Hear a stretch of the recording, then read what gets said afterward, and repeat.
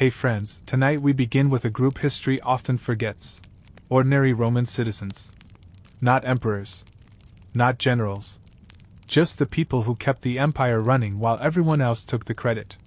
While senators argued and gladiators bled, these folks were doing everything else, before sunrise. Let me know in the comments where you're listening from, and what time it is for you right now.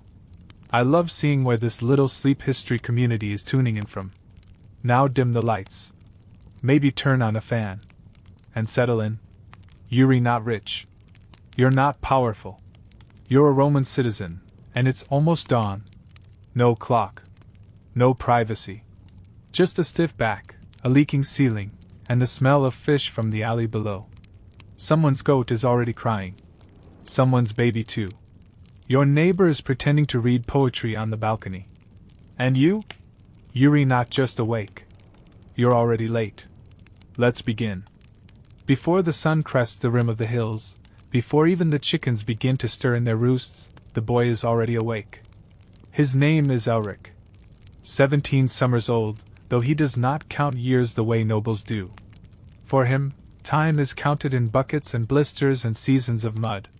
He sleeps in the narrow loft above the kitchen hearth, not for privilege, but because heat rises and the floors below belong to older servants. The straw mat beneath him is thin, and the wool blanket rough and sour-smelling from years of unwashed use. Still, it is better than the cold floor, better than sleeping outside where frost creeps into the bones. He has learned not to expect more.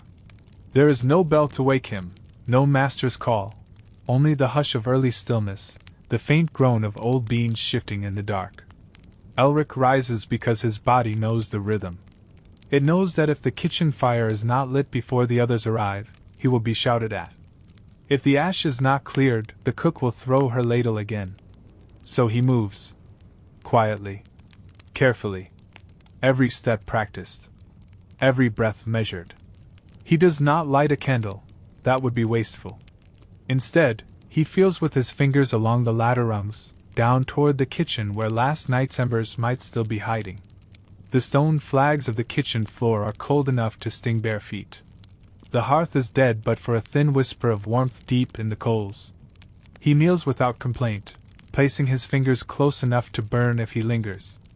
A handful of dry kindling, 3 wisps of straw, and 1 slow exhale. The first spark catches, then fades. Another breath. A glow. He shields it with his hands, feeding it gently until the first curl of flame licks upward. The fire lives again. It is the first victory of the day, a quiet one, unnoticed by all but him. He moves through the room like a shadow, setting the morning in motion. The bread oven must be warmed. Porridge begun. Fat scraped from yesterday's broth pot and added to the pan. The tools of the kitchen laid out in their proper places. There is no audience for these acts of diligence. No reward. No word of praise. But Elric does them anyway. In his world, quiet competence is the only armor a servant owns. He does not wear shoes, not yet. The kitchen must be swept first, and boots would drag the dirt anew. So he moves barefoot, the dust familiar beneath his toes. Outside the shuttered window, the village remains asleep. A rooster calls once, then again, as if uncertain whether the night is truly over. In the upper hall, a door creaks. Someone stirs. It is still too early for the family to rise, but sometimes the steward walks early, pacing like a dog with fleas. Elric pauses at the sound. Then continues. He has learned that hesitation draws attention, and attention is rarely kind. He begins the ritual of measuring flour from the great sack in the pantry. It must be done carefully, for the master's wife counts each handful. Bread is not sacred in this house, it is rationed like coin. As he works, Elric thinks of nothing in particular. Or rather, he thinks of everything and nothing at once, of chores undone, of the ache in his shoulder, of the mouse he saw last night darting across the rafters. He hums, quietly, a tune his mother used to sing when she boiled barley and told him not to steal the raisins. Her voice is gone now, 3 years buried, but the melody remains like a thread stitched into the lining of his thoughts. The dawn does not burst. It bleeds slowly into the cracks between roof slats and window edges. Gray light rather than gold. It softens the corners of the kitchen, gives shape to the stools and baskets. Elric steps outside for water. The pump handle groans in protest, stiff with the cool morning air.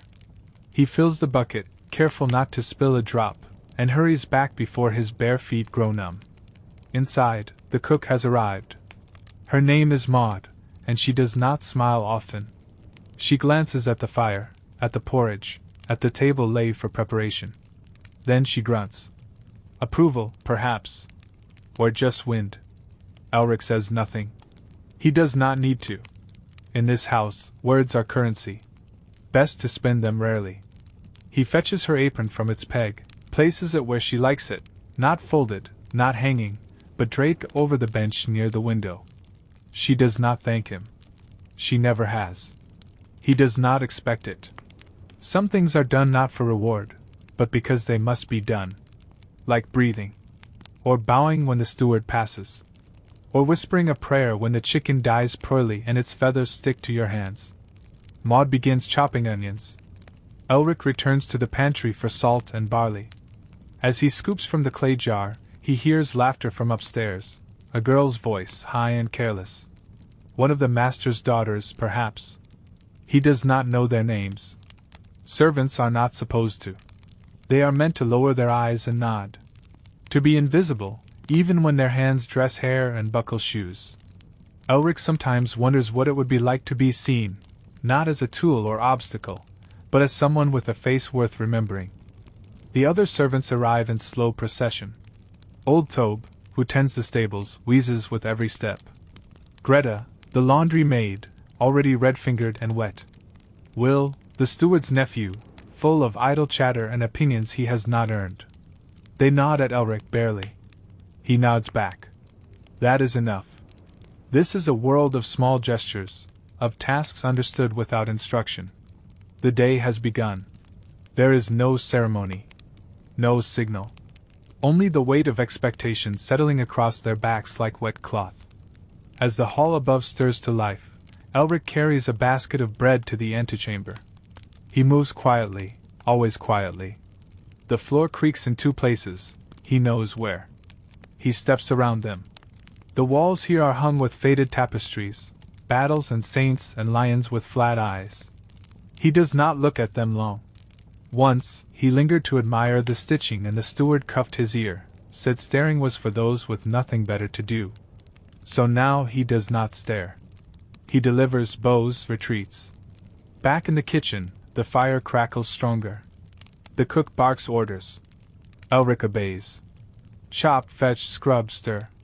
Each motion practiced. Each moment accounted for. He does not pause. He does not dream. In this world, dreaming is dangerous. Dreamers spill things. Drop things. Say the wrong names at the wrong times. Dreamers get replaced. Still, sometimes, in the moments between things, he lets his mind drift. To the fields beyond the manor. To the river bend where frogs sing. To the time he stole 2 apples from the market and ate them behind the chapel. He remembers the taste, sharp and sweet, the fear of being caught making it sharper. He remembers the look the priest gave him. Not anger. Pity. That was worse somehow. The sun now edges higher, casting gold into the eastern windows. The manor breathes into wakefulness. Voices rise. Doors open. The master's hound barks twice, then falls silent. Elric stands at the kitchen doorway, watching dust dance in the light. He does not smile. But something inside him still stirs. A kind of stubbornness. A kind of quiet claim to being alive. The fire he built still burns. He returns to the bread bench, to the dough that needs shaping. His hands are calloused, but steady. The work is hard. But it is his. The loaves will bake unevenly, the oven leans to one side. Still, they will feed someone. Perhaps even the little girl who laughed earlier. He will not know. He will not ask. He will knead and shape and bake. Then he will sweep the floor. And then carry the bucket. And then scrub the pan.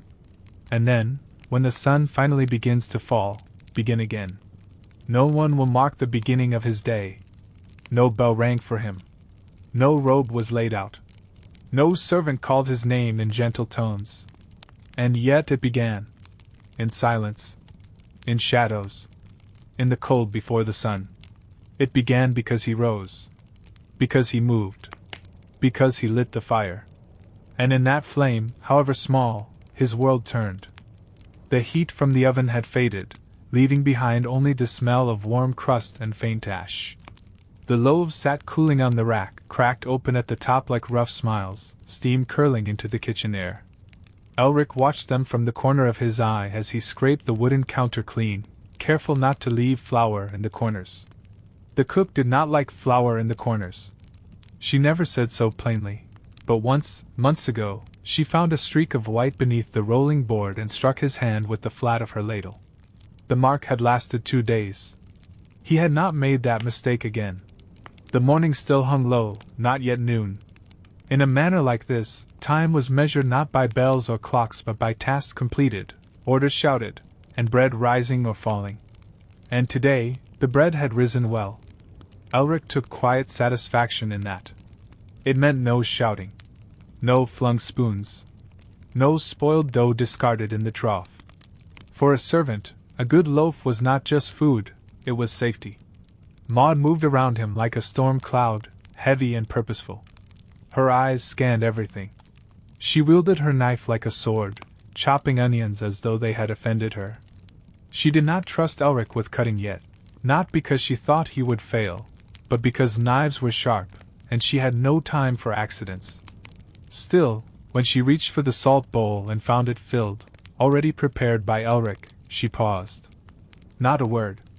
Not even a grunt this time. Just a blink, then back to work. In this house, that was the closest thing to approval he could expect. After the bread was cooled, Elric carried half the loaves to the scullery to be sorted, some for the family table, others for the servant hall, the roughest crusts for the dogs and swine. He passed Greta, who was wringing out a linen sheet with arms already red from the cold water.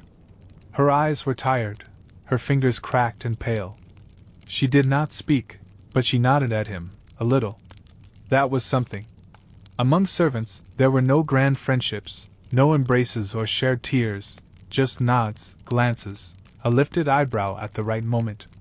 You learned to read a person not by their words, but by how long they lingered at the fire, or if they passed you the last heel of bread without being asked. In the outer yard, the steward's nephew, Will, was splitting wood. Or pretending to. He swung the axe with too much flair, too much noise. Elric avoided him when he could. Will liked to talk, to impress, to mock. Not out of cruelty, but because he did not know how to be quiet. And quiet was Elric's domain. But today, Will saw him and grinned. "Bread boy," he called. "Did you hear? Cook says the master's cousin might visit. We'll be baking twice as much by week's end." Elric said nothing. He just nodded and kept walking. Will didn't seem to mind. He liked an audience, even if it said nothing back. Back inside, Elric returned to the kitchen and began the part of the morning he liked least, scrubbing the baking stones. The oven's inner floor was lined with flat slabs that trapped heat for hours, and they had to be wiped, brushed, and cleaned daily. The soot clung to his hands. The ash got in his throat. But the worst part was the crawling. He had to kneel half inside the oven, arms deep, scraping in the dark while hot dust fell into his sleeves. Once he coughed so hard he split his lip. He had learned to breathe shallowly now. It was while he was half buried in the oven mouth that Maud's voice rang out behind him. "You left the spoon in the broth pot." He froze. He hadn't. He had taken it out. He remembered doing so.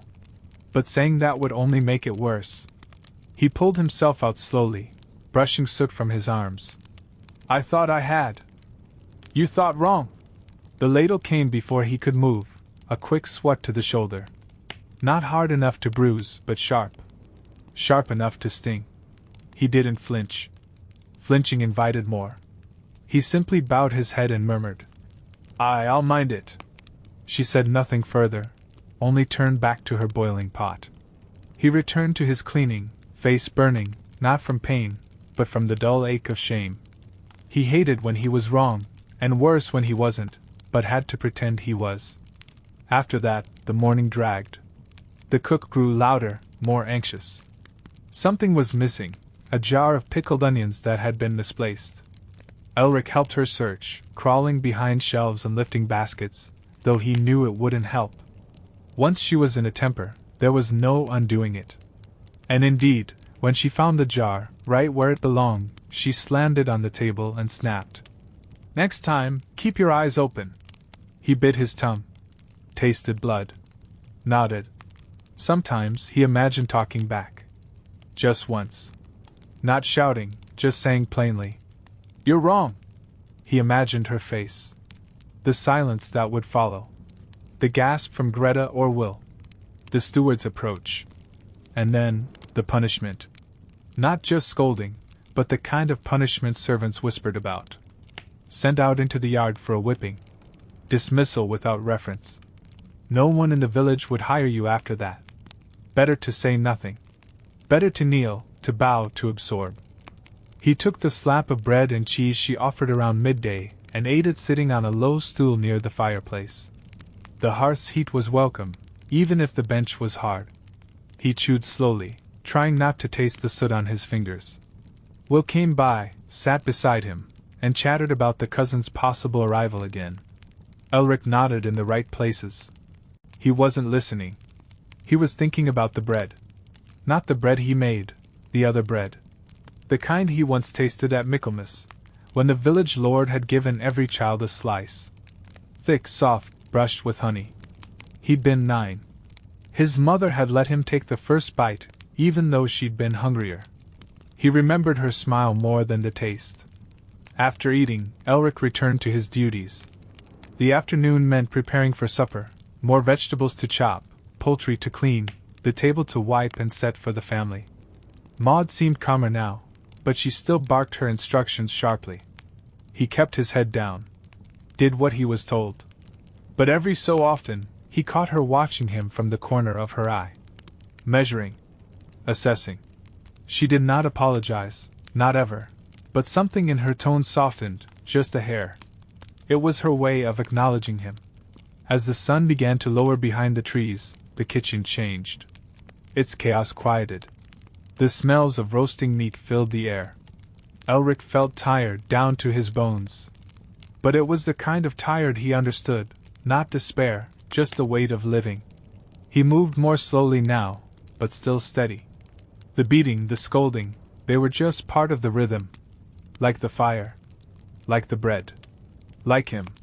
When he lit the evening candles, their glow made the kitchen seem smaller. Warmer. The same room that had echoed with orders now hummed softly.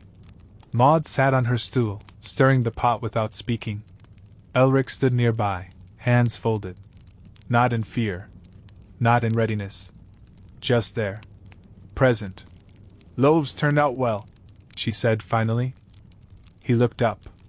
Blinked. Nodded. "Aye." It was not praise. Not really. But it was something. And in the silence that followed, he allowed himself, just briefly, to feel proud. There are parts of the manor that Elric does not enter unless summoned. The upper rooms, for instance, the long halls lined with wall hangings and narrow carpets, the doors carved with spirals and grapevines, the iron latches that click into place like secrets being kept. These are places where footsteps must be light, and eyes kept low. The air there feels heavier, not because of dust or heat, but because of the presence of people whose names are spoken only in whispers below stairs. Their clothes never smell of smoke. Their voices never rise in panic. They move like they expect the world to wait for them, and often it does. It is early afternoon when the steward finds Elric in the side corridor, and tells him to bring up water for the master's washing. No explanation. No detail. Just the order, dropped like a stone in the road. Elric nods and obeys. He does not ask why it is him, and not the usual footman. Perhaps the boy is ill. Perhaps the steward enjoys surprising people. Either way, he knows better than to pause. He gathers the copper pitcher from the scullery and the linen towel from the warming shelf. The pitcher is heavy, its lip dented. The water sloshes as he walks. Upstairs, the wood beneath his feet feels different, tighter, more polished, as though these boards remember the weight of finer shoes. The smell, too, is not the same. No stewed cabbage or boiled roots here. Only lavender sachets and candle wax, faint and dry. He passes the large mirror at the end of the corridor and catches his reflection, sooty face, sleeves rolled to the elbow, hair flattened with heat. He looks like he does not belong. Because he doesn't. At the chamber door, he pauses and waits. Always wait. Do not knock too quickly. Do not open uninvited. After a beat, the steward appears from behind, reaches past him, and opens the door himself. He gestures with 2 fingers, enter, but silently. Elric steps into the master's chambers like a boy stepping into a chapel. It is not the size of the room that stuns him. It is the absence of cold. Here, everything is layered, heavy curtains at the windows, thick tapestries on every wall, rugs stacked over each other like skins of warmth. The bed alone could sleep 4 men. Not that it does. The master is at his writing table, facing away. He does not look up. He continues writing, slow strokes of a feather pen across thick parchment, each motion deliberate. There is a fire burning in the hearth, even though the day is not cold. A black hound lies curled nearby, barely raising its head. Elric waits, not speaking. Then gently sets the pitcher and towel on the washstand beside the window. "You're the kitchen boy," the master says after a long moment, without turning. "Aye, my lord," Elric answers, voice low. "You're the one who bakes." "Yes, my lord." Another pause. Then the master sets down his pen and turns. He is not a frightening man, thin, fine-featured, hands clean and narrow. But his eyes are difficult to meet. They scan Elric not with cruelty, but with a cold curiosity, like one might examine an unfamiliar tool. "Do they beat you in the kitchen?" Elric blinks. "Sometimes," he says honestly. The master hums. It makes the bread better, I think." It is not a joke, but not cruel either. Just an observation. Elric says nothing. The master looks back to his parchment. "Leave the water. And light the corner candle before you go. The one beside the bookcase. It keeps blowing out." Elric does as he is told. The candle wick is stubby and blackened. He cups the flame of the taper with one hand, shielding it from a breeze that does not exist. The candle flares. The wax immediately begins to run. It smells faintly of beeswax and rose. As he turns to leave, the master says quietly, "You have careful hands." Elric stops. Half turns. "You bake." The master continues. "You lit that candle without spilling. That's good. The world needs more careful hands." He nods once, then returns to his writing. Elric leaves silently. The steward is waiting in the hallway. "Well?" the man asks. Elric shrugs. "He asked for water." The steward squints at him, then waves him off. Elric walks back down the corridor, half in a daze. The interaction had not been unkind, but it left him shaken. The master had looked at him, spoken to him, remembered what he did. Not his name, but his work. In a world where most could not point out his face in a crowd, that was something. He did not know what to do with it. Back in the kitchen, Maud was yelling at Greta for misplacing a ladle. Will was mocking someone's posture with exaggerated flourishes. Everything was normal. No one noticed that Elric was quieter than usual. He returned to his duties, but slower. More thoughtful. When he folded the towels for the evening meal, he did so with extra precision. When he arranged the bread on the tray, he aligned them evenly, crusts outward. Later, as he scrubbed the hearthstones, he caught Maud watching him. "What did he say?" she asked. Elric didn't look up. "Said I had careful hands?" She grunted. "He said something then?" He nodded. Maud turned back to her chopping. "Don't get ideas. Praise from up there doesn't reach down here. You'll do the same tomorrow, careful hands or not." He knew she was right. Of course she was right. But still, in the privacy of his thoughts, in the hush between duties, the words repeated themselves. Careful hands. Like a blessing. Or a warning. Or both. The door to the wash-house groaned when it opened, its hinges damp with age and steam. A heavy warmth poured out, tinged with lye and boiled linen, the sort of heat that clung to skin and made the back of your neck damp. Elric stepped inside slowly, squinting against the haze. The air was thick. Banners of steam floated just above head height, shifting as if alive. Somewhere in the fog, Greta's voice called out, rough and certain, like stone dragged across stone. Close that door before the heat runs off. Elric shut it gently, careful not to slam. He stood for a moment, letting his eyes adjust. The wash-house had no windows, only a vent cut into the far wall, barely large enough to release the smoke from the fire pit that never quite went out. The room smelled of wet wool, soap-root, and human labor. Always labor. There were no idle corners here. Everything dripped, simmered, or steamed. Greta worked with her sleeves rolled above her elbows, arms slicked to the shoulder. Her hair was pinned under a linen cap stained with age. She had been beautiful once. One could tell by the bones of her face. But time and work had carved her down to utility. Even her hands had forgotten softness. They were all muscle and raw nail beds now. She didn't look up as Elric stepped closer. Put the bundle near the ash vat, she said. Not too close, or the heat'll warp the pins. Elric set down the wrapped cloth he had brought from the kitchen, stained aprons, blooded rags, a towel with old stew baked into its fibers. Greta was already plunging a wooden paddle into a cauldron of boiling water, fishing out a length of cloth and draping it over the ringing bar. Water splashed onto the floor, soaking into her skirt without concern. Laundry doesn't wait for grief, she muttered, more to herself than to him. Elric hesitated. Did someone die? Not yet, she said, flicking a glance at him.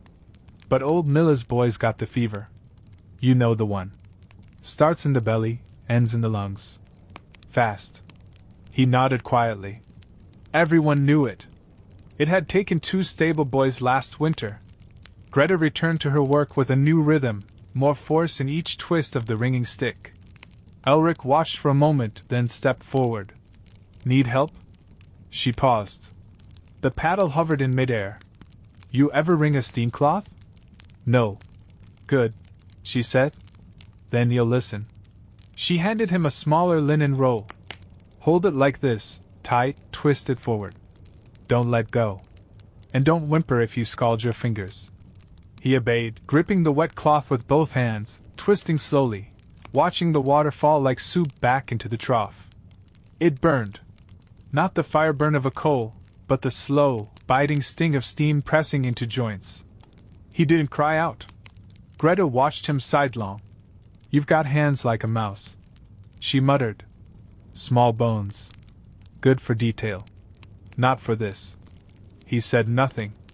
She handed him another.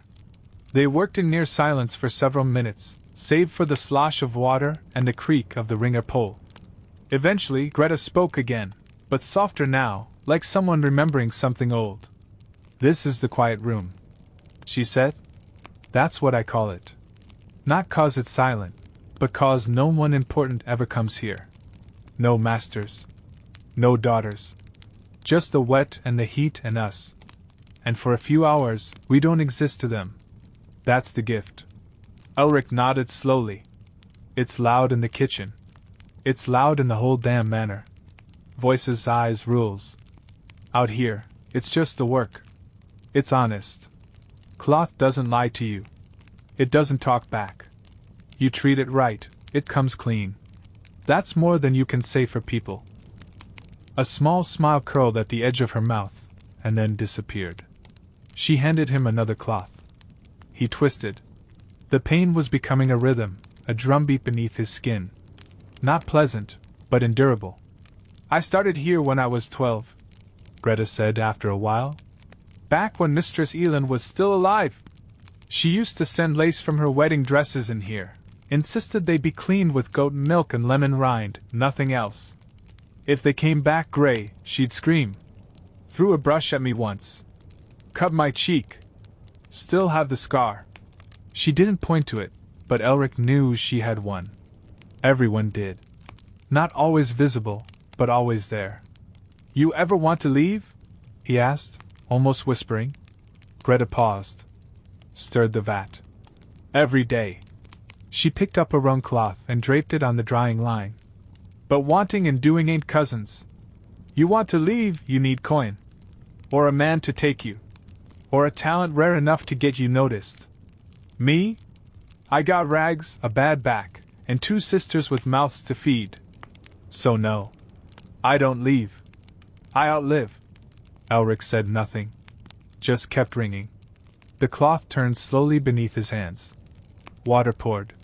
Steam rose. His shoulders ached. Outside the wash house, the sky had begun to shift, the cold blue of late afternoon creeping in. Greta reached for the paddle again. Take that bundle back to the kitchen, she said. I'll finish these. He hesitated. I can stay. She gave him a look. Not unkind, but firm. You've got your own fire to tend. He nodded and picked up the now damp sack. The cloth inside was warm against his chest, steam pressing through the linen. As he opened the wash-house door, the cold slapped him in the face. He turned once to look back. Greta was already bent over the vat, arms deep in steam, as if she had never spoken at all. The long table in the servants' hall stretched from one end of the chamber to the other, its surface worn smooth by generations of elbows, bowls, and unspoken burdens. There were nicks in the wood from knives, rings where tankards had once sweated, and dark stains of uncertain origin, broth, wine, blood, or time itself. The benches on either side groaned under the weight of the household staff each evening, and every evening they gathered not out of joy, but necessity. Supper was not a reward. It was a pause. A lull between the labor that had been and the rest that might, if fortune smiled, come after. Elric entered with the others, carrying a tray of half-sliced loaves and a pot of thick stew. His arms trembled slightly, not from the weight, but the ache that had set into his muscles since morning. He hadn't sat for more than 10 minutes all day. The warmth of the pot seeped through the fabric of his apron, and the smell of barley, onion, and dried meat filled the hall. It was not an unpleasant smell, but it was always the same. Supper in the manor never surprised you. The food changed little.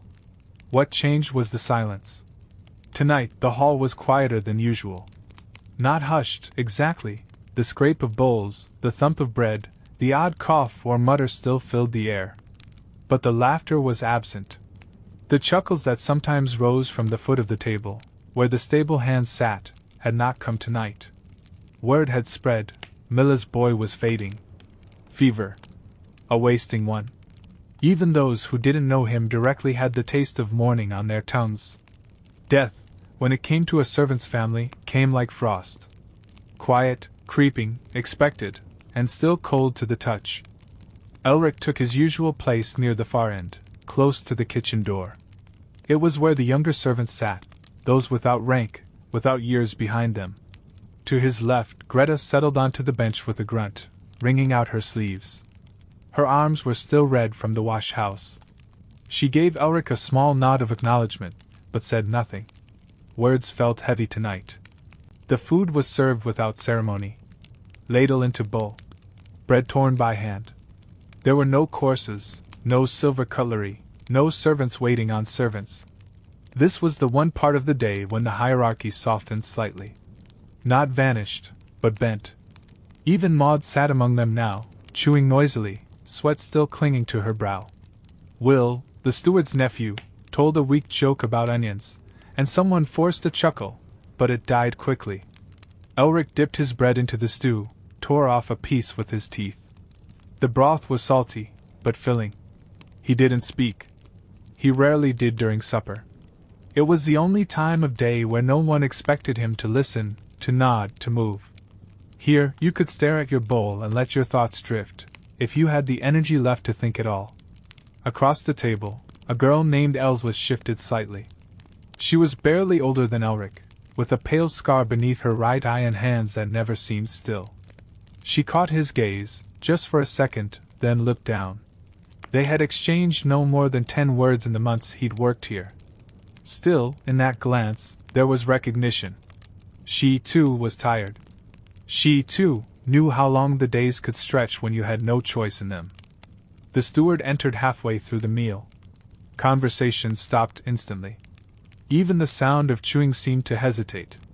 He walked slowly along the table, not looking at anyone directly, just surveying, making sure order held. He did not eat here. He would take his meal in the small office by the pantry, where the fire was always kept stoked and the wine was thicker. He passed Elric without speaking. Once the steward had left, a quiet exhale rippled through the room. Someone near the door whispered something about the cousin, the one set to arrive in 3 days' time. That meant more cleaning, more bread, more firewood. It meant polishing the silver even if it hadn't been touched. These were not things to dread exactly, just things to fold into the rhythm. Elric looked down at his empty bowl. He had eaten without noticing. The stew had warmed his belly, but not filled it. Still, he knew better than to ask for more. Portions were counted. Every ladle had a cost. As supper wound down, the table began to change. Plates were stacked. Bowls carried away. The benches creaked as bodies rose. The smell of food gave way to damp cloth and fire ash once again. Elric lingered for a moment longer. Not out of laziness, but to preserve this final stillness. Once the bowls were gone, the day was not over. There were still hearths to bank, crumbs to sweep, knives to wipe. Greta rose beside him and stretched her back with a groan. "You'll sweep tonight?" He nodded. "I'll do the knives," she said. "Leave yours in the pan." He offered a faint smile. In this place, that counted as affection. As the hall emptied, Elric began to sweep, long strokes, from corner to center, gathering dust and crumbs into the old pail. The fire flickered low in the grate, casting shadows that danced like tired ghosts along the stone wall. He liked this time. Not because it was easy, but because it was quiet. Supper had passed. Nothing remained now but the slow winding down of duty. No more scolding. No more running. Just the floor, the brush, and the sound of sleep pressing in at the edges of the world. He worked slowly. There was no need to rush. The dark outside the windows was full now, and the manor would not wake again until dawn. The manor at night was a different thing altogether. By candlelight and cinder glow, its corners seemed to breathe. The stone walls no longer echoed with voices or footfalls, only the occasional groan of timbers shifting against the weight of silence. For those who lived and labored within its walls, night was never truly rest. It was stillness, yes, but also duty. A quieter sort of watching. Elric waited near the servant's stair, a single tallow candle cradled in his hand. It sputtered slightly as he moved, its light flickering across the corridor's damp flagstones. The evening sweep had been finished. The bowls scrubbed. The fire bank laid. But before he could vanish into the narrow loft where the boys slept, there was the bell, the small, dry chime that rang once from the upper floor. Not the chapel bell. Not the iron clapper at the gate. The night bell. Thin and deliberate. It meant one thing: someone above stairs required something below stairs. He sighed quietly, and turned back toward the staircase. The bell was kept for tasks that could not wait until morning. A missing candle, a spill of wine, a forgotten chamber pot. Elric had answered it before. Always alone. The steward kept no watch at night. The higher staff, if they stirred only for guests. But for everything else, there was the boy who knew how to walk softly. He ascended the narrow stairs, the stone steps chilled from the night air. One floor up, the warmth returned, not from the fire, but from insulation, thick carpets, velvet curtains pulled tight, the settled breath of wealth. His candle cast long shadows on the walls. A painted face on a tapestry blinked back at him. He kept his eyes forward. At the top of the stairs, the corridor stretched silent and long. Doors lined both sides, closed tight. Only one was open, a crack, enough to let candlelight spill into the hall. That would be the one. He stepped toward it and tapped twice, softly. "Enter," said a voice from within. Female. Clipped, composed. He pushed the door gently. The chamber was smaller than the master's but grander than anything Elric had ever called his own. A writing desk sat near the window, and beside it, a woman in a green robe embroidered with gold threading. Her face was long, her cheekbones proud. She was not old, but something about her eyes made her seem like she had lived too many winters. Her hair was bound tightly, not for sleep but for containment. "There is a draft," she said without looking up from her parchment. "See to it." Elric stepped toward the windows.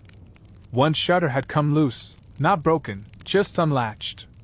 He fixed it with gentle fingers, careful not to make sound. Behind him, the woman dipped her quill again and wrote in silence. The only noise was the faint scratch of ink on vellum. "You are the one from the kitchen," she said finally. He nodded. "Yes, my lady." "Your name?" "Elric." "Elric. That is not a common name among the serving class." He didn't know what to say to that. It wasn't a question. She turned slightly, just enough to glance at him. Her eyes were pale, sharp. "My mother had a brother by that name," she said. "Died in a fire." He nodded, unsure whether sympathy or silence was more appropriate. "You may go."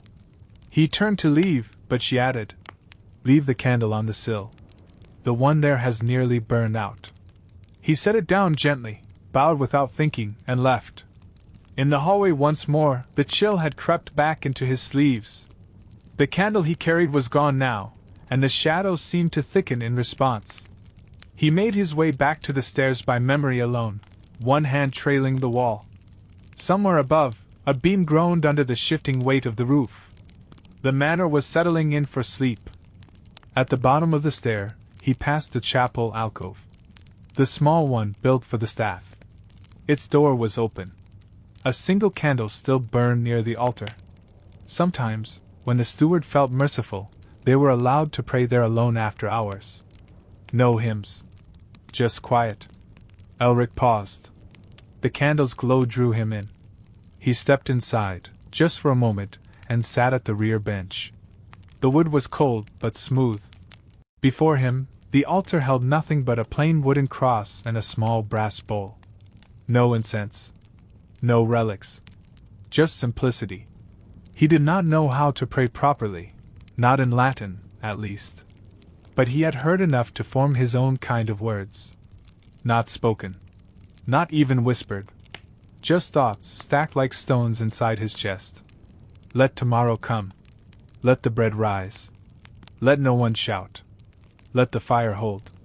Behind his closed eyes, he could almost hear the hush of the fields beyond the manor, though he hadn't stepped into them in weeks. He thought of his mother, before she passed. Her calloused hands. Her way of pressing her lips together when thinking. She had believed in prayer, but never demanded it of him. She had told him once, "Sometimes work is the prayer." He hoped that was true. If so, he had prayed plenty. The candle flickered. Its flame arched sideways, bent by a breeze from nowhere. He opened his eyes. Stood. Left quietly. He returned to the servants' loft just before the hour of true night. The others were already curled into their corners, Will snoring softly, another boy twitching in his sleep. The air was thick with the sour scent of sweat and wool blankets. Elric crept to his pallet, pulled the cover over his shoulder, and lay on his side. He did not sleep right away. His mind lingered on the woman's chamber, on her voice, her green robe. On the chapel. On the silence that wrapped around everything after sundown. Eventually, the ache in his limbs took over. His breath slowed. The dark settled deeper. The night bell would not ring again. Morning in the loft arrived not with sunlight, but with the subtle shift of breath. The air, still heavy from the night's sleep, began to stir. One by one, the boys turned over, pulled their blankets tighter, or stretched aching limbs beneath the thin wool. No bell rang to wake them, only the natural rhythm of the manor itself. Somewhere below, a pot was being set onto coals. Wood shifted in the hearth. A boot scuffed across stone. These sounds, quiet and routine, were enough to summon them back to waking. Elric opened his eyes slowly. The thatch above his head looked the same as always, crooked beams, dust hanging like tiny stars in the morning dim. His blanket was coarse and patched with old cloth. The straw beneath him had flattened since the last time it was changed, which might have been weeks ago. It poked through in sharp spots, reminding him that rest here was a temporary kindness, never a comfort. Still, for a few more seconds he lay still. Cold had crept in during the final hours of darkness. It curled at the edge of his sleeves, kissed the skin at the back of his neck. There was no fire in the loft, just bodies for warmth and a small vent in the wall that let in more chill than air. He rolled slowly onto his side, careful not to bump the boy beside him. Will had pulled the blanket over his head and was muttering something in a dream, one hand twitching beneath the cloth. Elric sat up. The cold wrapped itself around his ribs as he moved. His boots, placed neatly by the wall the night before, were already stiff. He pushed his feet into them, grimacing as the leather scraped against his heel. Beside them, his apron hung from a hook, still damp at the hem from the wash-house steam the day before. He'd have to dry it by the kitchen fire before the steward saw. He stepped lightly across the loft, careful to avoid the loose board near the far corner that groaned under weight. He knew every sound this space made, every knot in the wood, every place where a draft slipped in. It was not a room, it was a memorized pattern. A cage, perhaps, but a familiar one. Downstairs, the manor was still stretching into morning. A few servants moved quietly, stoking fires, wiping down tables. No one spoke much in the first hour. There was no need. Words cost energy, and mornings demanded all of it. Elric passed Greta in the corridor. She carried a bundle of cloth in one arm and gave him a nod, her face still swollen with sleep. The kitchen was already warm, thank the saints. Maud had lit the stove before dawn and was stirring something thick in the big iron pot. Steam curled toward the rafters, leaving the stone walls damp. Elric took his place by the flour sacks and began preparing the dough. His hands moved out of memory, not thought. Add water. A pinch of salt. Stir. Fold. Wait. Knead. His knuckles were sore from yesterday's wringing, but he didn't complain. The pain felt honest. As the dough rested, he held his hands near the fire, letting the heat creep back into his bones. Maud watched him from the corner of her eye but said nothing. She had been quieter lately, ever since news of Milla's boy reached the kitchen. Elric hadn't seen Milla herself. Perhaps she was at the chapel, or simply curled on her cot waiting. Grief moved slowly here, it didn't shout. It lingered in corners, thick and sour.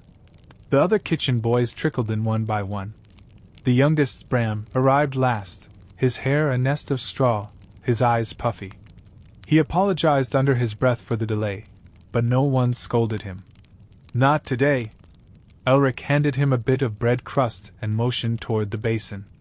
They worked quietly for the next hour, the only sound the rhythm of knives on boards, water being poured, the occasional hiss of fat on iron. By mid-morning, the manor had begun to wake properly. Voices filtered down from the upper floor, commands, complaints, questions. The steward appeared once, barking about the cousin's visit and the need for polished brass. Then he disappeared again, leaving a trail of nervous glances behind him. Elric kept his head down and continued with the bread. When the loaves were finally shaped and set to rise, he stepped outside for air. The courtyard was gray with frost. The well shimmered with ice at the edges, and the sky had taken on that particular color that meant snow would arrive within days. He stood there for a moment, breathing it in, the clean, sharp morning, the silence of stone. Somewhere beyond the wall, a rooster crowed. Not the manor's bird, theirs had been eaten weeks ago after it pecked one of the girls. This one belonged to the nearby farmstead, its voice cutting through the cold like a bell. Elric closed his eyes. In another life, he might have woken to that sound in a field, not a stone loft. In another life, perhaps he'd be the one tending animals, not ovens. He rubbed his palms together and returned inside. In the scullery, Greta was stacking buckets. She looked up as he passed and said, "You smell like flour and smoke." He smiled. Better than soap and sweat. She snorted. Barely. They shared a glance, something between humor and fatigue, and went on with their tasks. By noon, the bread was in the oven. The stew had begun to bubble. The halls above bustled with slippers and silk. Elric wiped his hands on his apron and prepared the serving trays. No one would thank him for the bread. No one would even know it was his. But he would see the way they tore it, the way they dipped it in their wine. And that, somehow, would be enough. He caught sight of his reflection in the copper pot, just a smear of face, tired eyes, flour on his brow. He did not look noble. He did not look strong. But he looked steady. And in this house, that meant something. The midday light in the manor was always peculiar. It came not in golden streams or sunbeams, but in softened patches, filtered through mullioned windows and half-drawn shutters. Dust danced in it, never hurried. The halls seemed quieter at this hour, not from absence of people, but from the way light dulled everything. Even voices carried differently, as if the stone itself listened more closely. Elric moved carefully through the corridor outside the west chambers, a covered tray balanced in both hands. He had been sent to deliver the afternoon portion, a small bowl of stewed leeks and broth, left untouched at breakfast by one of the visiting cousins. Normally, this would not be his task. But the kitchen girl had slipped on wet stone and turned her ankle, and Maud had looked at Elric and simply nodded. No words, just a direction. He understood. The cousin was lodged in the manor's oldest chamber, a room that once belonged to a canoness or a widow, depending on which servant one believed. Some said her ghost wept in the walls. Others said the only spirits left were the mice. Either way, the hallway that led there was cold and uneven, its stones older than most gravestones, its walls thick with past breath. When Elric arrived, the door was ajar. He paused before entering. Not out of fear, just habit. Then he knocked softly with one knuckle. "Enter," came the voice. The woman inside was pale, thin, and heavily perfumed. Her fingers bore rings too large for their bone, and her lips pursed even when she said nothing. She gestured to the low table beside her bed without looking up from her embroidery. "Set it there." He obeyed. The scent of cloves and lavender filled the room. Heavy. Cloying. Almost medicinal. Elric placed the tray on the table and turned to leave, but paused when the woman spoke again. "You're not the usual one." "No, my lady," he said softly. She studied him now, eyes like stones in a shallow river, smooth, gray, unmoved. "You look like someone," she said.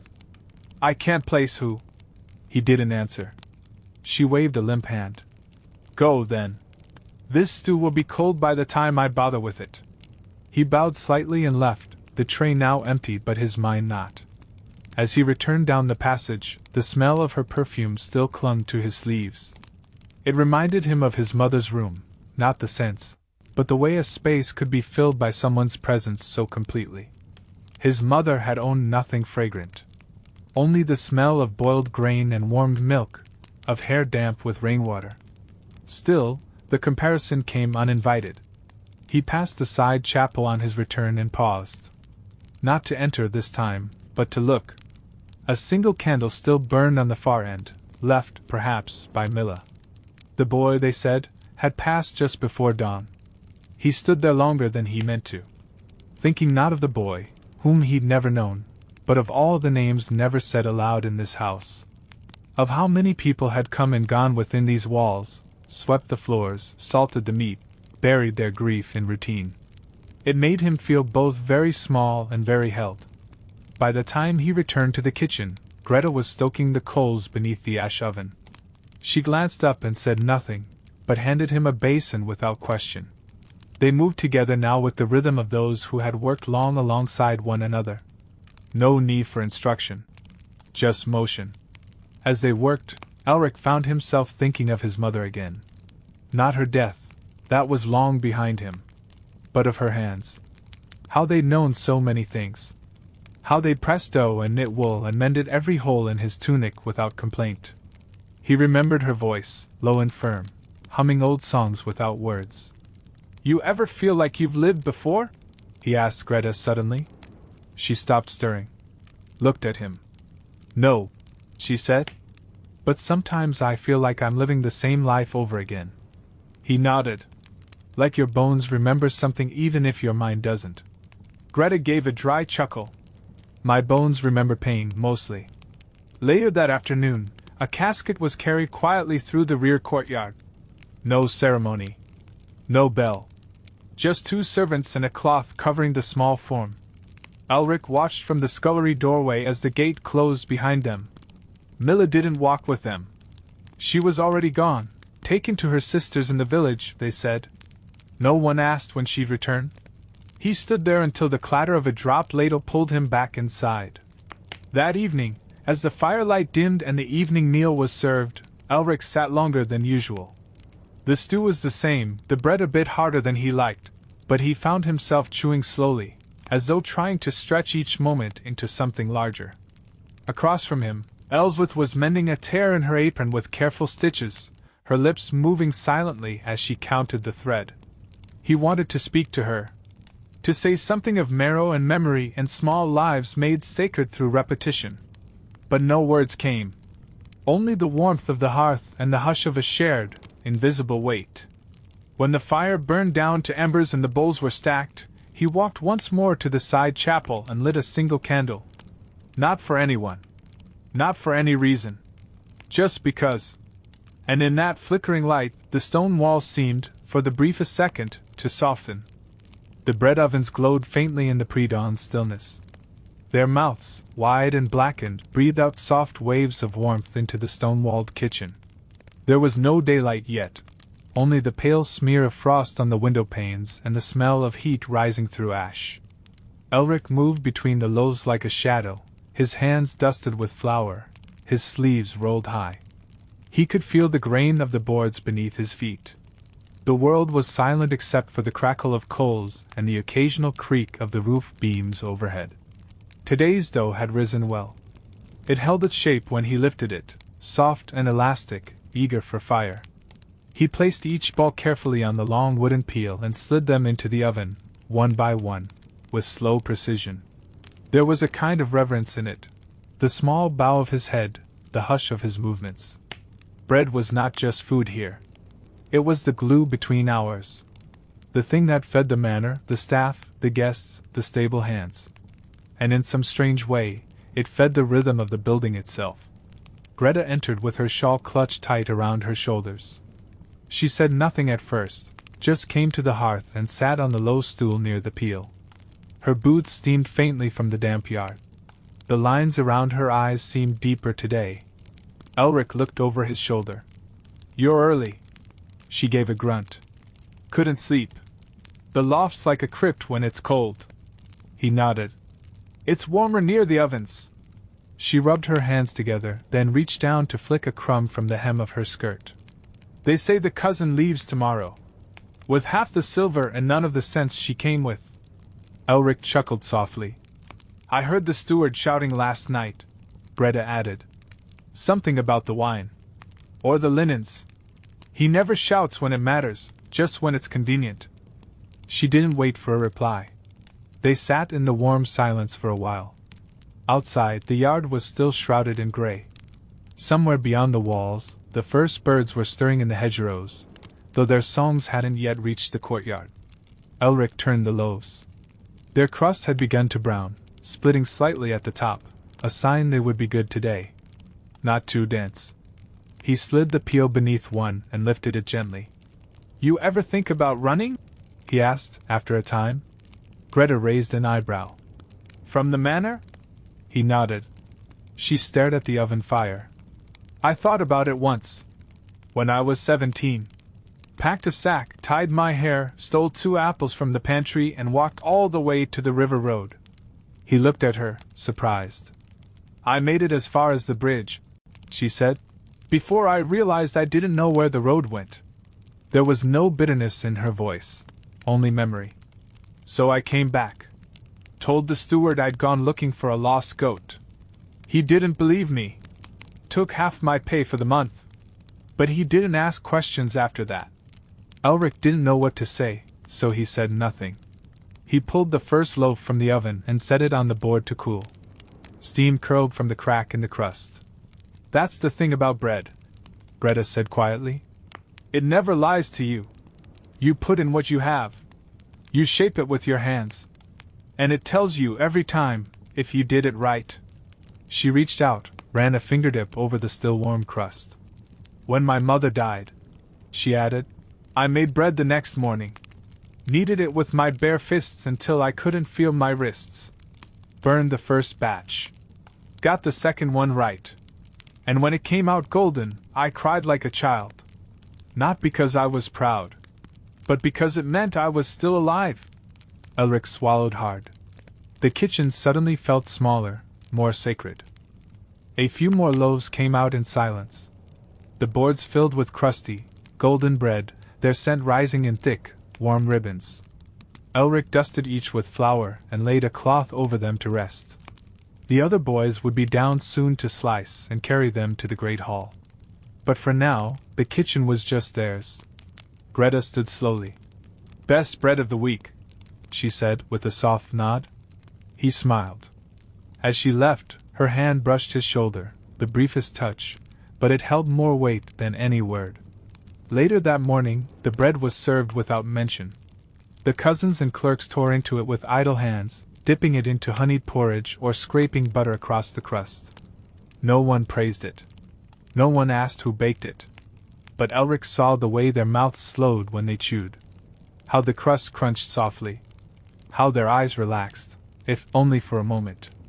In the scullery, he stood near the window with his own heel of bread. It was still warm. He ate it slowly, each bite steady.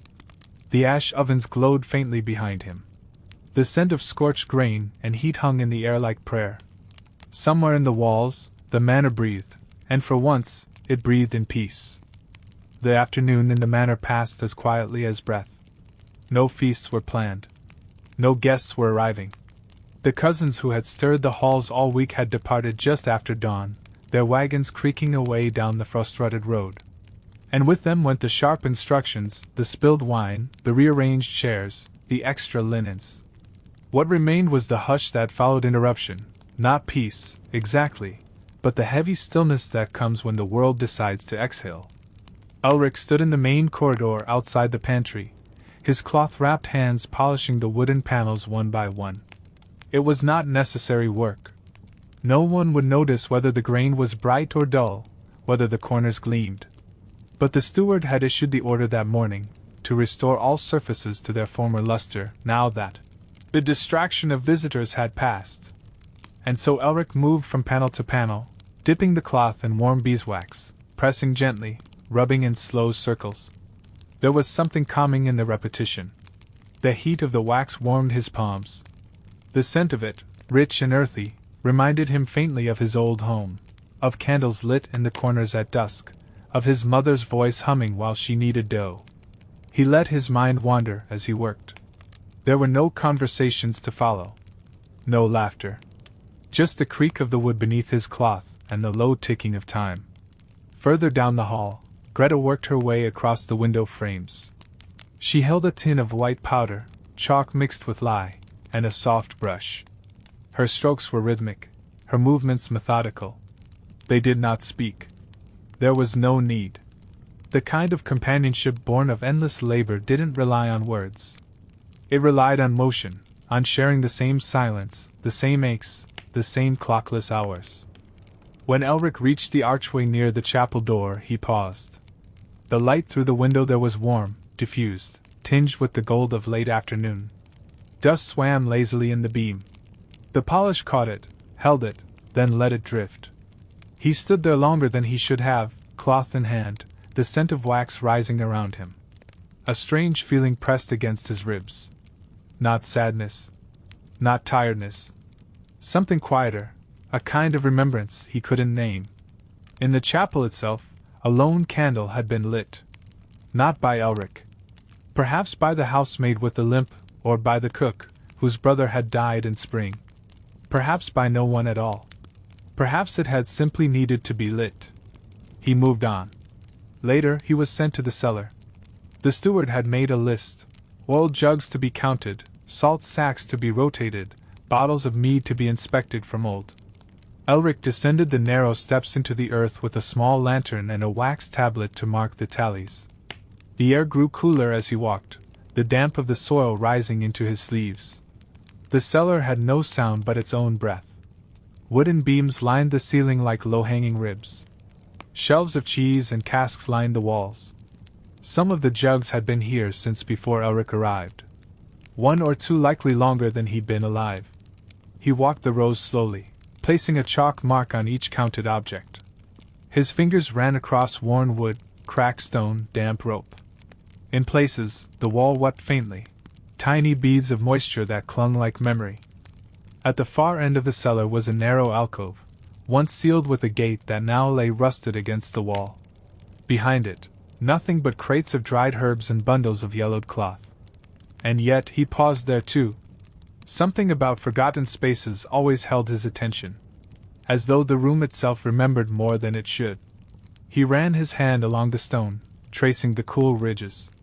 He imagined all who had stood here before him, lanterns flickering, thoughts unwritten. By the time he returned to the kitchen with the tallies, the light had grown dull outside. Supper preparation had begun, soft clinks of ladles, low voices reciting portions, the simmering of the same stew that had been made for as long as anyone could remember. He handed Maud the wax tablet, and she nodded once before returning to her broth. Elric washed his hands in the stone basin and then stood near the fire, letting the heat lick the chill from his fingers. Someone had added rosemary to the pot. It smelled faintly of pine and dust. Familiar, but just strange enough to notice. Later, during supper, the benches filled slowly. Fewer today. One of the maids had taken sick, and the steward had dismissed a scullery boy for breaking a wine flask. No one mentioned either. That was the way of the manor. People disappeared quietly. Others took their place. The rhythm never stopped. Elric sat near the hearth this time, close enough to feel the fire but far enough not to draw attention.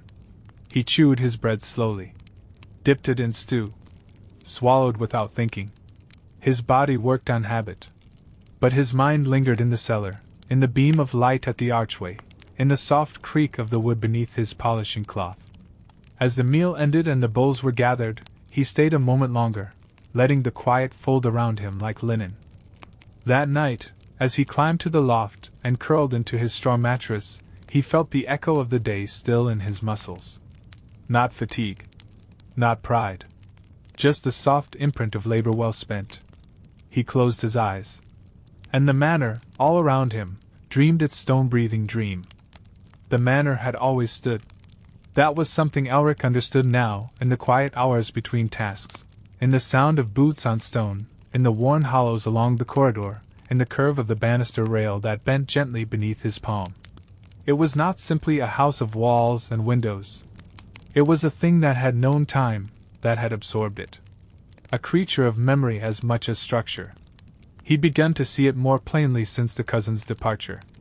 Without guests to impress, the building seemed to relax, like an old man removing his hat. The tapestries, dulled with dust, hung lower. The air shifted in gentler rhythms. Even the clamor of orders from above stairs softened. What remained was the sense of something watching, but not intrusively. More like a tree might watch its own roots. The manor watched itself, through its walls and its floors and the people who passed across them. Elric was polishing the upper stair rail when he noticed it. A faint notch in the wood, worn not by cloth or elbow, but carved. Almost hidden. He bent close and saw it more clearly, a pair of initials, half faded by time. R.H. Beside it, the ghost of a date, perhaps 2 decades old. He touched it with his thumb, gently, and wondered who had carved it. A steward? A page? A bored noble child, punished with silence? It was not important. But it was there, like the sigh of a long-forgotten thought. He had seen things like that before. A boot scuff on the chapel threshold. A dark stain on the corner of the pantry door, never quite removed. Threads buried in the rushes of the great hall that must have fallen from dresses now turned to dust. The manor did not forget. It held everything, not with pride or with pain, but simply because it could. That morning, the steward sent him to help the mason inspect the cellars.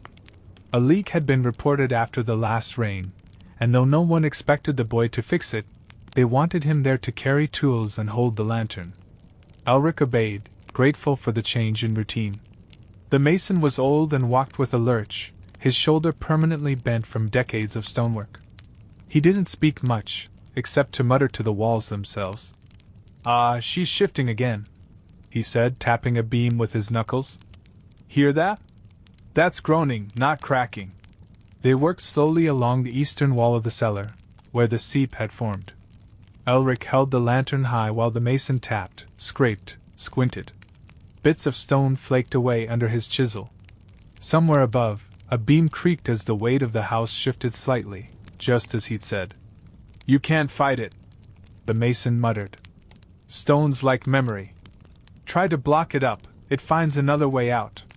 Best to give it a path, or it'll tear your whole wall open just to be heard." Elric didn't know if the man was talking about the house or himself.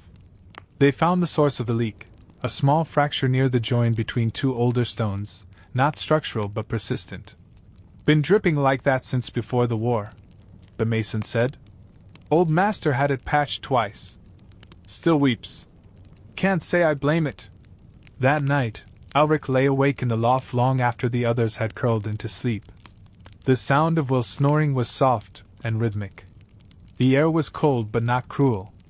He stared up at the thatch, tracing the lines between the beams. He thought of the initials carved into the stair, of the crack in the stone, of the things this house had seen that no one alive could name. He wondered if the walls remembered the day his mother first arrived, a girl of 15 with strong arms and a quiet temper. He wondered if they remembered when she fell ill. Whether the kitchen corner where she used to peel onions still held the scent of her skin.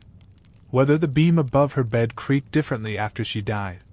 Memory did not require intention. It did not wait for someone to bear it. It simply lingered.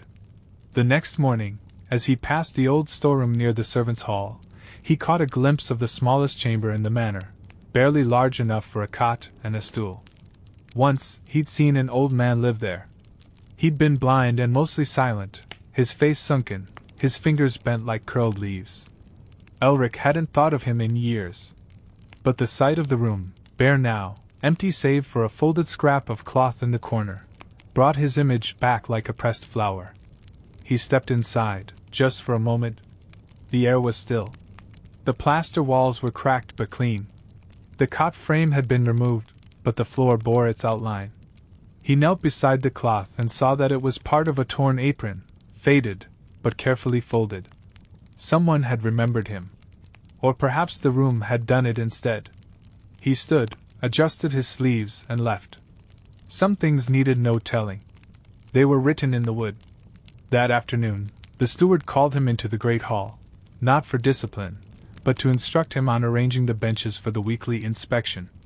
"Back straight," the steward said. "Corners aligned.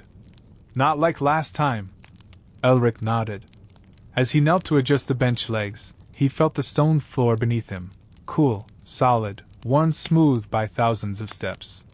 He imagined all the feet that had walked across it, servants, nobles, beggars, lovers, dying men, children. He imagined them speaking, laughing, weeping, kneeling just as he did now. He was part of that. Not separate. Not small. Just one more line in the story the walls remembered. And that, in its quiet way, was enough. It had been raining since before the bells rang. Not the soft kind of rain that whispers over rooftops, but the long, heavy kind, steady, insistent, and without pause. The kind of rain that seems to soak not just cloth and stone, but bone. It drummed against the tiled roof in measured rhythm and slid in sheets down the sides of the manor walls. In the courtyard, puddles had gathered along the cobbles, their surfaces rippling with each fresh drop like slow-moving breath. Elric stood near the doorway that led out to the storeroom, the wooden broom in his hand unmoving. His apron was already damp at the edges, and his sleeves clung cold against his forearms. He had been sent to sweep the threshold clear of dead leaves, but the wind kept piling them back, damp and stubborn. He pushed the broom once, twice, then gave up and leaned on it instead. There were days when the world insisted on being untidy. From here, he could just make out the iron gate at the far edge of the yard. It rarely opened, only for deliveries or the steward's monthly walk to the market. On most days it stayed locked, streaked with rust, draped in ivy, and forgotten. But today the rain made it seem louder. Not with sound, but presence. As though something waited just beyond it. As though the gate, too, wanted to speak. A cart creaked across the outer lane.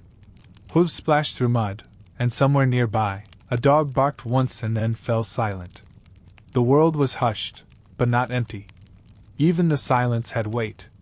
It pressed in, gently, as if to remind Elric that he was still here. Inside, the kitchen was quieter than usual. Maud had taken to resting more often since the weather turned. The girls folded linen by the hearth without speaking. The bread had not risen well, the air was too damp.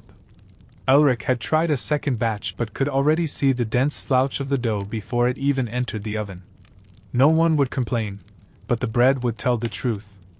He pulled a stool to the far end of the scullery and sat for a while, the broom still in hand, staring at the small slit window that looked out toward the garden wall. Rain carved thin rivers down the glass. The view beyond was blurred, a row of bent hedges, a stretch of stone, the curled spines of wet leaves. He thought, as he often did during weather like this, of the chapel crypt. Not out of fear, but of quiet. When he was younger and newer to the manor, he had once taken shelter there in a storm, slipped down the narrow stair without permission, found a dry corner beside a pile of old kneelers, and listened to the rain overhead echo against the ceiling. It had felt like being inside the skin of the house, like hearing its heartbeat. That memory returned to him now, not with urgency, but with a kind of slow grace. As though the rain was reaching back into time and pulling it forward. He didn't resist it. At dusk, the wind rose. The shutters rattled faintly. The old doors strained in their hinges. A candle in the corridor blew out, and for a moment, the hallway was lost in shadow. Elric was walking back from the linen room when it happened. The dark surprised him, but not unpleasantly. In the absence of light, the manor seemed to breathe differently, longer, deeper, as though it, too, had grown tired of standing still. He paused in the dark. Just stood there. Behind him, the fire in the main hall still flickered. Its light reached only so far, enough to outline the edge of a doorway, the glint of brass in the sconces. He did not move. The stone floor beneath his feet felt cold and real.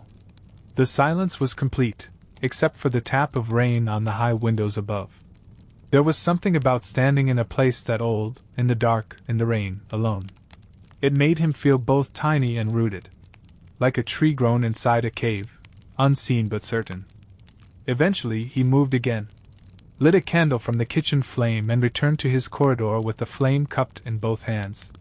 His shadow leapt beside him, flickering along the walls. Later, as they took supper, a thin broth, the dense bread, a bit of salt pork sliced too close to the rind, no one spoke of the storm. They didn't need to. It was in all their shoulders, in the way they sat hunched, in the faint drip from the doorway that no one bothered to mop. Greta reached for the salt and gave him a small look. Not pity. Not sadness. Just presence. He nodded back. It was enough. That night, the loft was colder than it had been all week. The straw beneath him felt damp. He curled tighter into his blanket, pulling the thin wool over his shoulder, and listened. Not to the boy's breathing or the creak of the beams, but to the rain, still falling outside. Still speaking. And in the rhythm of that endless falling, he felt something settle deep in his chest. Not sorrow. Not peace.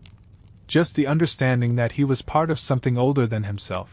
Something that would continue, long after he no longer swept the stones or baked the bread or watched the iron gate rust in the rain. And that, somehow, was enough to sleep. The morning arrived with mist clinging low to the ground. Not fog thick enough to obscure, but a silver veil across the courtyard, delicate as breath on glass. It softened the world. The outlines of the manor, the hedges, the distant gate, all dimmed, blurred like half-remembered dreams. Elric stepped into it with a crate of kindling in his arms, the cold damp creeping through the folds of his tunic. His breath hung visible for a second before fading away. The bell had not rung yet. Not the morning bell, not the steward's footfall. Just stillness.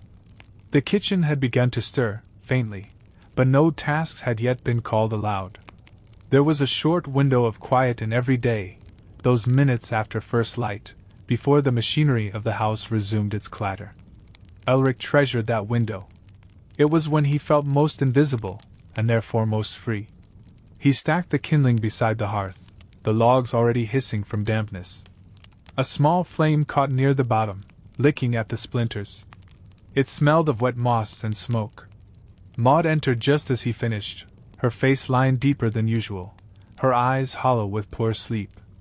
"Post rider came early," she said, rubbing her hands near the fire. "He's soaked through." Elric looked up. "A letter?" Maud nodded. "Steward's reading it now. Said it's addressed to the house. No name." That was strange. Letters didn't come often, and when they did, they came for the Lord, or for one of the steward's sons now off in the city. A letter to the house, with no name, was uncommon. Suspicious, even. By mid-morning, the whisper of it had spread through the lower halls. Elric heard it in corners, beneath breaths, between the scraping of bread and the clatter of ladles. Some said it came from the bishopric. Others said it bore the old wax seal, the one used back when the previous master was still alive. Some said it was a warning. Others a gift. Everyone said it would change something. Elric tried not to listen, but he listened anyway. By noon, the steward had summoned Maud, Greta, and 2 of the older boys. They vanished into the side chamber, and didn't emerge for nearly an hour. When they did, Greta looked pale. Not frightened, just rattled. That afternoon, Maud pulled Elric aside as he returned from the well. "Pack your things," she said simply.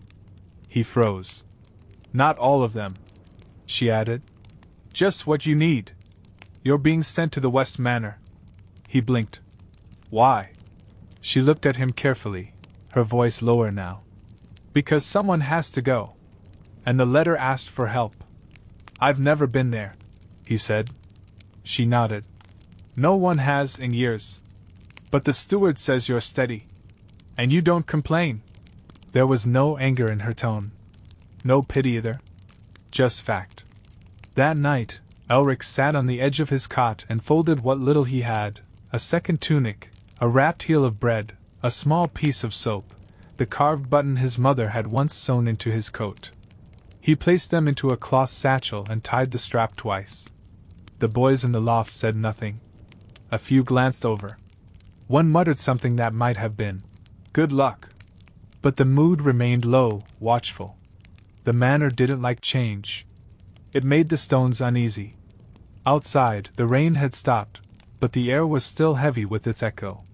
He stepped out just before sleep and walked quietly down to the chapel corridor. There, by the same candle he always passed, he paused. He didn't know what to say, or if anything needed saying. But he stood in that small pool of flickering light for a long while, listening to the house, to the air, to the strange hush that follows when something old shifts its shape. When he finally returned to bed, the bag lay beside him like a weight. He didn't sleep easily. His dreams were short and unfinished. A gate. A voice without a face. Bread that wouldn't rise. At dawn, the steward handed him a letter of passage and a coin pouch. Not full, but enough for 2 days' walk. Greta pressed a small bundle into his hand, dried fruit, a scrap of cloth with rosemary, a wedge of cheese. "Don't open it all at once," she said. "And don't trust the first voice you hear when you get there." Elric nodded. As he walked through the iron gate, the same gate that had loomed so long at the manor's edge, the sky cracked open slightly, and light poured through the mist. Not warmth. Just clarity. He did not look back. He did not need to. The walls would remember for him. Elric left the only gate he had ever known just after the frost broke on the grass. The path before him was damp and pale with early light, and though he walked alone, He felt the weight of 100 invisible hands pressing gently on his back, not to urge him forward, but to remind him that he was no longer standing still. Each step away from the manor echoed louder than the step before, not on the road itself, but inside his chest. The satchel bumped softly against his hip. It was not heavy. He had taken only what was needed. Yet with every mile, it seemed to gather more weight, not from its contents, but from the growing distance between what was familiar and what waited ahead. Behind him, the manor would already be returning to its rhythm. Fires being lit. Bread rising slowly in the hearth. Stones gathering the day's warmth like ancient memories. And now, for the first time since his mother's death, Elric was not among them. The road west was narrow and marked only by the grooves of old cart wheels. Fog clung to the hedges like a forgotten sheet, and birds called out sparingly from bare trees. Elric walked with measured pace, not hurrying. The steward had told him it was a 2-day journey by foot if the weather held, but he had not spoken of what the West Manor looked like now. Only that it was quiet, needing help, and waiting. By midday, the fog began to lift, and the outlines of fields emerged, plowed but untended, their soil dark and rich. A single crow sat on a fence post, watching as he passed. It did not fly. Elric tipped his head in respect, though he wasn't sure why. There was something ancient about the stillness of the bird, as if it remembered something he had yet to discover. He stopped to eat near a bent willow, the roots reaching like claws into the ditch. Greta's bundle was still intact. He unwrapped it carefully. The bread was firm, the cheese crumbly, the rosemary sharp in scent. He sat on a stone and chewed slowly, his eyes on the horizon. In the distance, he could make out a row of roofs, half sunken behind a low rise. Smoke from a chimney. A path turning off the main road. That must be it. The West Manor. But he did not go at once. He finished the bread and repacked the bundle with care. Then he sat in silence for a time, letting the cold air settle into his shoulders. It was not fear that slowed him. It was something older, the feeling one gets when stepping into a story that does not yet belong to them. By the time he approached the gate, the sun had dipped behind a gray bank of clouds. The manor rose before him, stone and slanted and dark with moss. It was smaller than the main estate. Fewer windows. A single tower, square and squat. Ivy pulled at the corners like claws. The wooden gate stood half open, swinging faintly in the breeze. No one met him at the entrance. He stepped inside the courtyard, and the sound of his boots echoed once, then disappeared into the stone. It was not empty. Not exactly. The air held warmth, faint and uneven, as if a fire had been lit and then forgotten. He followed the scent of smoke to the main hall and paused at the threshold. A single candle burned near the hearth. Beside it, an old woman sat on a stool, bent over a ledger. She did not look up. From the house? Elric cleared his throat. Yes. Still writing, she nodded. Put your things by the door. You'll want to eat before it gets dark. He did as told. Later, he sat across from her at the long wooden table. She introduced herself as Mira. No title. No warmth. Just a name. Her face was drawn and sharp, her eyes like old iron nails. But she poured him broth and handed him a tin cup of cider, and when she spoke again, it was softer. You're the only one they sent, she said. Yes. They always send just one. Elric hesitated. What happened here? She smiled, but it was the kind that holds no joy. What always happens? People leave. Roofs sag. Fires go out. And still the walls stay standing. They sat in silence for a time. Then she handed him a short list. Repairs needed, a pantry to sort, a well that hadn't been tested since the frost. Small things, but more than one person could do quickly. You'll sleep in the loft, she added. It's dry. That night, Elric lay on a new bed, narrower, rougher, the straw not yet warmed by body heat. The ceiling above him was lower, the beams more splintered. But he did not feel afraid. He felt watched. Not by eyes, but by memory. The kind that lingers in places left alone too long. He turned on his side, pulled the blanket to his chin, and closed his eyes. Tomorrow, he would work. He would sweep and patch and haul and listen. And the other manor, like the one before it, would begin to speak. The first days passed slowly. Not because there was little to do, but because time moved differently in a place that had not been watched in so long. At the main manor, hours had rhythm. Bells rang. Orders came. The work stacked itself into patterns. But here, at the West Manor, time was not measured by the hour. It was measured by the pace of dust returning, the way damp crept into corners, the color of water when drawn from a well. Elric rose before dawn each day, though no one told him to. The body learns certain things, even when the mind forgets. He gathered kindling, lit the hearth, sorted the kitchen jars, and cleared the collapsed corner of the small side stable. Mira left instructions sometimes. Other times she simply watched, her hands folded in her lap, her face turned toward the cold window like someone waiting for a face that would not come. The West Manor was quiet, but not silent. Floorboards creaked under steps not taken. A shutter clicked open on its own once, then swung gently in a wind that had no name. Elric did not find this frightening. It felt, instead, like the house remembering how to breathe. Like waking an old horse, joints stiff, eyes clouded, but still capable of pulling weight. He found a cupboard behind a warped panel in the servant hall. Inside it, a rolled parchment, an iron ring with 2 keys, and a set of wooden spoons worn smooth with use. He left them as they were. Some things are meant to be remembered in silence. The well still worked. It had gone dry years before, Mira said, but after the thaw, the water had returned. Cold and clean, though the bucket rope needed mending. Elric wound it tighter with cord, testing its strains slowly. The first full draw came up clear, and he poured it into a chipped basin and watched the water settle, as still as glass. He drank it, and it tasted of stone and time. One evening, as the mist crept across the field again, Mira spoke without looking at him. "You'll stay." He turned. "If they asked me to return." "They won't," she said. "The manor has chosen you." He said nothing.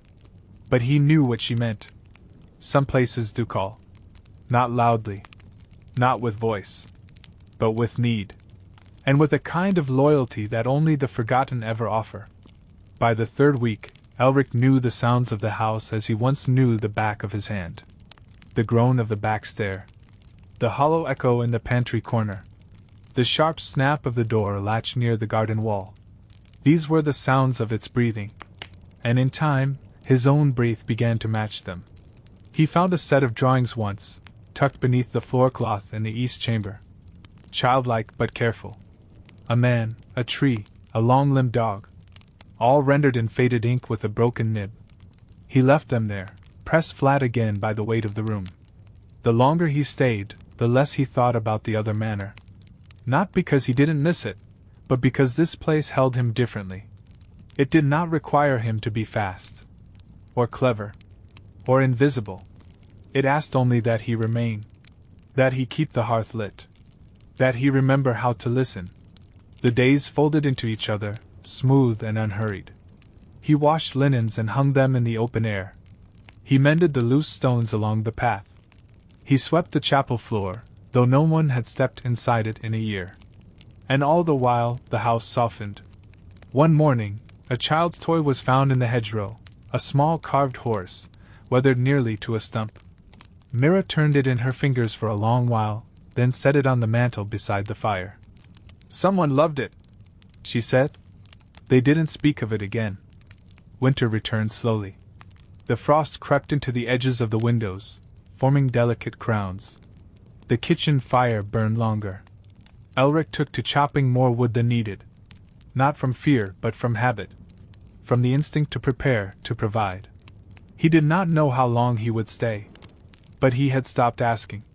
And in that letting go, he felt something new bloom inside him. Not comfort, not even joy. But a kind of rootedness. A sense that his work, though unseen by many, was stitched into the stone now. That he was not forgotten, because the house had not forgotten him. One night, Mira did not come down for supper. He waited. Knocked. Waited again. Inside, her room was still and quiet. The candle had burned low beside her chair, wax pooled like a tiny sun. She was not cold. Not yet. But her eyes did not open. He sat with her until morning. No words were needed. When the steward from the main manor arrived 3 days later, a rare visit, Elric met him at the gate. "She left no orders," the steward said. Elric nodded. "She left everything in its place." The steward looked around. At the fixed stones. The clean windows. The stacked firewood. The chapel door open again. "You've done well," he said. Elric only said, "She taught me to listen." The steward left before dusk. Alone. And Elric remained. The West Manor stood silent again. But not abandoned. Its walls knew his step. Its rooms breathed in time with his own. He had come to restore it. And in doing so, it had restored him. Not loudly. Not quickly. Just completely. The way only forgotten places ever can. And now the day is done. The sun has dipped low behind the rooftops. The streets have quieted. The vendors have packed their stalls. Even the voices in the tenement halls have faded to soft murmurs behind closed doors. You've done what you could today. You worked. You walked. You waited. You shared bread. You carried water. You endured. Maybe no one said your name. Maybe no one saw all that you carried. But still, you were part of it. This ancient city, full of noise and dust and life. You were part of what made it turn. So rest now. Let your body soften. Let your breath slow. The Empire will still be here tomorrow. But tonight, just for a while, you are allowed to be still. Sleep well.